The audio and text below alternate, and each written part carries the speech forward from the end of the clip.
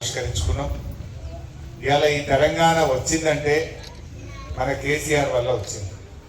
ఆయన ఆ రోజు ఆమరణ నిరాహార దీక్ష బట్టి చావు నోట్లో తలబెట్టి తెలంగాణ తెచ్చిండు మన కేసీఆర్. కేసీఆర్ లేకపోతే తెలంగాణ లేదు, ఉన్నదా? మరి ఆ కాంగ్రెస్ వాళ్ళైనా తెలుగుదేశం వాళ్ళైనా ఏనాడు కూడా వాళ్ళు తెలంగాణ కోసం నిజాయితీగా కొట్టాలి. ఇవాళ తెలంగాణ తెచ్చింది, మన కళ నిజం చేసింది కేసీఆర్. గా తెలంగాణ వచ్చింది కనుకనే ఇంత ఇంటింటికి మంచినీళ్ళు వచ్చినాయి. గా తెలంగాణ వచ్చింది కనుకనే ఇవాళ తెలంగాణలోని పంట పొలాలకు కాలువ నీళ్ళు వస్తూ ఉన్నాయి. తెలంగాణ వచ్చింది కనుకనే ఇవాళ మన నిధులు మనకు దక్కినాయి. ఈ తెలంగాణ ఇంత మంచిగా అభివృద్ధి జరుగుతూ ఉంది.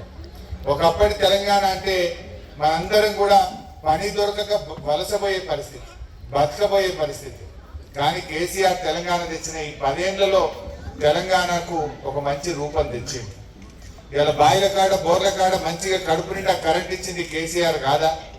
200 పెన్షన్ 2000 చేసింది కేసీఆర్ కాదా?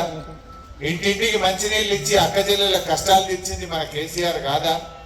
ఆడపిల్ల పెళ్లి పెట్టుకుంటే 1,00,000 రూపాయలు ఇచ్చి సాదుకున్నది, కాపాడుకున్నది, సాయం చేసింది కేసీఆర్ కాదా?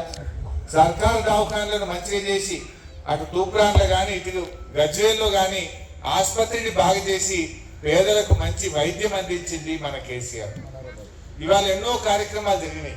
మనోహరాబాద్ కూడా కొత్త మండలం చేసుకొని ఒక పిహెచ్సిని కూడా ఏర్పాటు చేసుకున్నాం. మరి ఇప్పుడు వచ్చిన కొత్త ప్రభుత్వం ఏమంటుందంటే అన్ని చూస్తామంటుంది. గిన్ని జిల్లాలు అవసరమా, గిన్ని మండలాలు అవసరమా, ఇవి కొన్ని కమ్మి చేద్దామని మాట్లాడుతుంది. మండలాలు తీసేయాలన్నా మనోహరాబాద్? మెదక్ జిల్లా పోవాలన్నా? మండలాలు కమ్మి చేస్తారట, జిల్లాలు కమ్మి చేస్తారట. ఏందో మరి ఇప్పుడు కరెంటు మేమేదో కొత్త పాలసీ తెస్తామంటున్నాం. ఏం కొత్త తెస్తావు? కేసీఆర్ కంటే ఇంకా మంచిగా ఏముంటది? బాయి కాడ బోర్ కాడ 24 గంటల కరెంట్ ఇచ్చిండు కేసీఆర్. రూపాయి బిల్లు లేకుండా ఉచితంగా కరెంట్ ఇచ్చిండు. ఫ్యాక్టరీలకు కరెంట్ ఇచ్చిండు.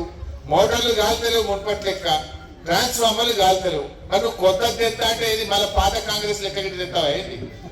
వెనుకడ కాంగ్రెస్ ఉండగా దొంగరాత్రి కరెంట్ వస్తే బాయి కాడ కళ్ళల్లో వత్తులు వేసుకొని చూసే రోజులుండే. యాసంగి పంట మీద మోటార్ కాలకుండా, ట్రాన్స్ఫార్మర్ కాలకుండా పంట చేతికి రాకపోతుండే. మరి కొత్త తెస్తా ఇది బాగలేదంటున్నావు. ఏం బాగలేదు?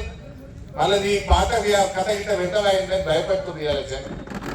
మరి ఏది ఏమైనా మనం ప్రజా తీర్పుని శిరస వహిద్దాం.